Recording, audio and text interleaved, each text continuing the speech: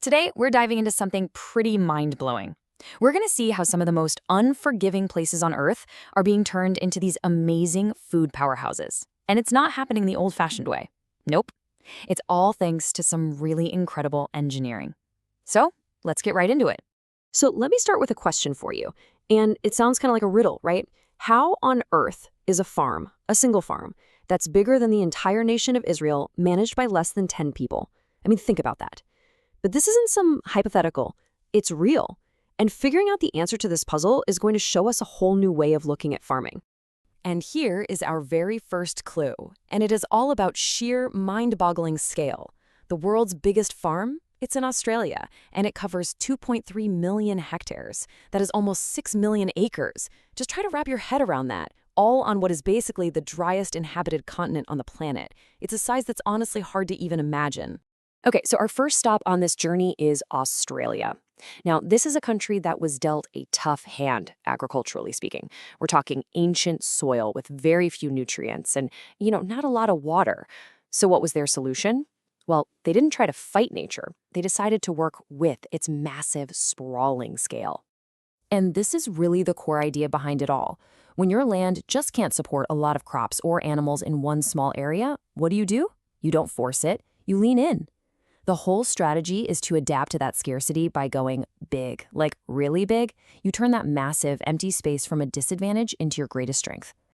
And you can see this exact philosophy at work in Australia's massive beef industry. I mean, they're managing a cattle system so huge that they literally use helicopters as flying sheepdogs to round up the herds. They use satellites in space to figure out where the best grass is. They've even bred these special warrior cattle that can handle 40-degree heat. And the result, super high-quality beef that sells for a premium all over the world.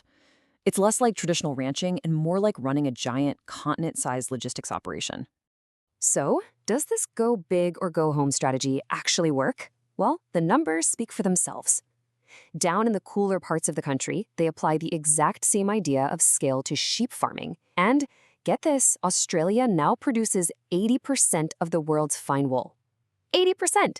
We're not just talking about farming anymore. This is a massive natural fiber empire controlling a global luxury market.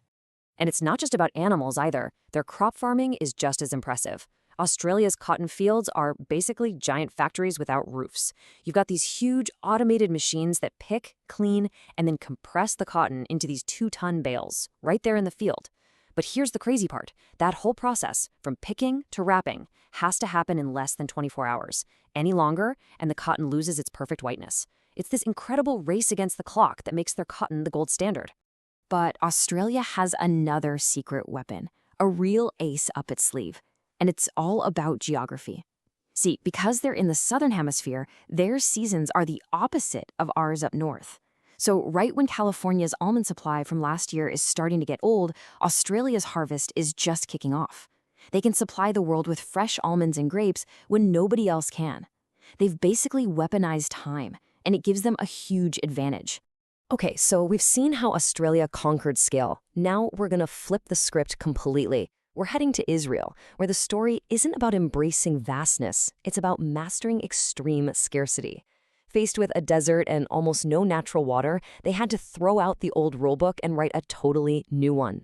So you've got these two completely opposite approaches, right?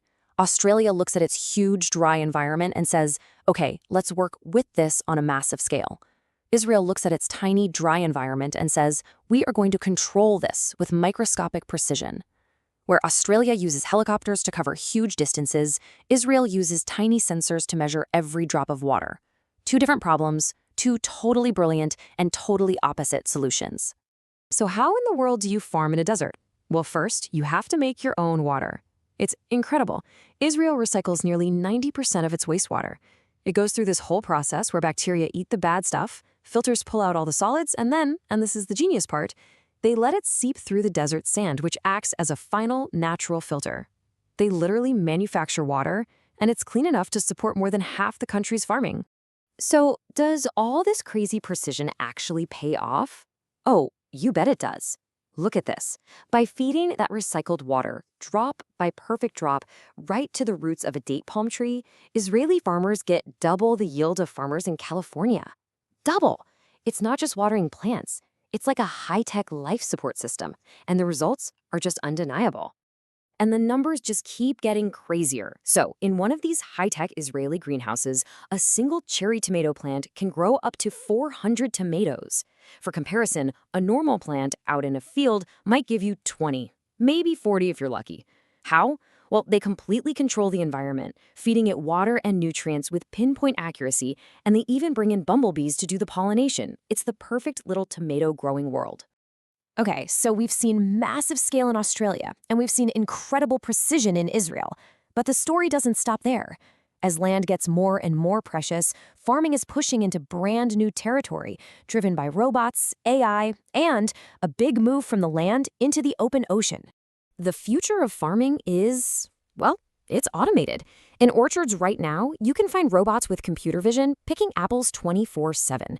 They can tell if an apple is ripe, if it's the right size, if it's bruised, probably better than you or I could. And they never get tired. They work all through the night, cutting labor costs in half. It's amazing. So if we're running out of room on land, where do we go? The next logical step is the sea. But this is not your grandfather's fish farm. We're talking about high-tech aquaculture that's turning the open ocean into a sustainable source of food, and they're doing it with some seriously cool innovations. And the tech they're using is just wow. Check this out. In some shrimp ponds, they're injecting pure oxygen into the water, which boosts the survival rate by 20%.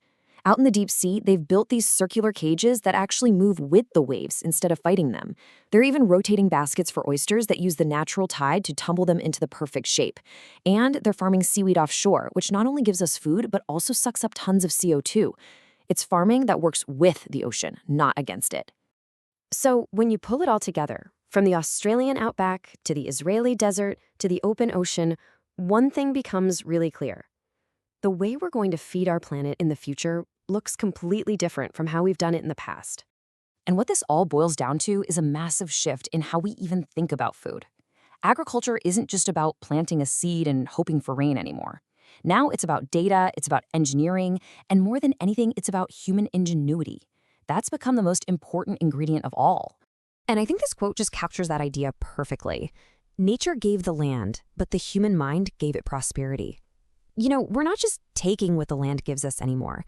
We are becoming the active architects of our own food supply, turning some of the toughest places on Earth into gardens of abundance.